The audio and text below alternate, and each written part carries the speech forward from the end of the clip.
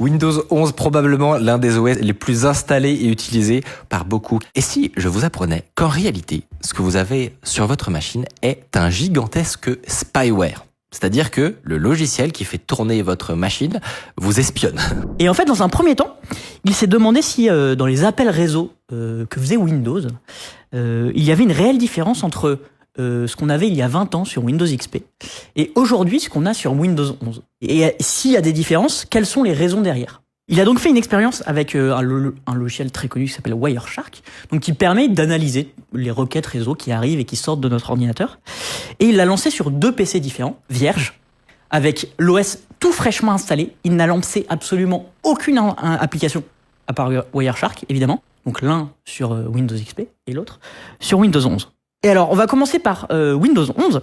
Et déjà, c'est assez étonnant. Parce qu'en fait, on voit des requêtes vers Bing, on voit des requêtes vers MSN, donc le site d'actualité de Microsoft. On a un service de géolocalisation, donc pour savoir où est-ce qu'on se trouve quand on se connecte. Alors que, on n'a rien fait, quoi. A priori, Internet n'a pas encore fonctionné. On n'a pas lancé un seul navigateur web. Et en fait, il y a déjà plein de requêtes en tâche de fond. Alors évidemment, il y a des choses à faire tourner, il y a des widgets, c'est bête, mais s'il y a la météo, il faut récupérer la météo, des choses comme ça. Mais évidemment, ça va plus loin que ça. Déjà parce que ça contacte des services qui ne sont pas Microsoft. Et on a un domaine de Google, les Google APIs. On a Akamai qui est un CDN, donc c'est un hébergeur de contenu. Un hébergeur de contenu proche de chez nous. Il y a un appel à McAfee, donc l'antivirus, via le domaine trustedsource.org. Et c'est toujours des domaines un peu... Trust me. Bizarre. Mais bon, c'est quand même très étrange parce que on n'a rien lancé du tout. Je vais revenir juste après, mais en comparaison, sur le côté Windows XP pendant ce temps-là, parce que ça a tourné aussi, il y a quasiment rien du tout. En fait, ils trouvent 2 domaines qui sont Windows, et c'est download.windowsupdate.com et update.microsoft.com. En plus, c'est des URL explicites. Tout à l'heure, je vous ai pas cité parce que c'est des noms à rallonge, donc on sait pas du tout où ça va. Bon, bah là, globalement, c'est il check s'il y a des mises à jour, quoi. Mais ce qui est fou dans le cas de Windows 11, c'est que sur tout ce qu'il a découvert, ce YouTuber, il y en a quand même 2 qui sont assez questionnables. Après celle de McAfee et de Trusted Source, il y a la première, c'est Score Card Research. Donc déjà, quand on va sur le site, c'est bloqué par uBlock Origin. Ce qui n'est pas bon signe. Et en fait, quand on y va quand même, on découvre tout simplement que c'est un, je cite, service qui étudie et rapporte les tendances et le comportement sur Internet.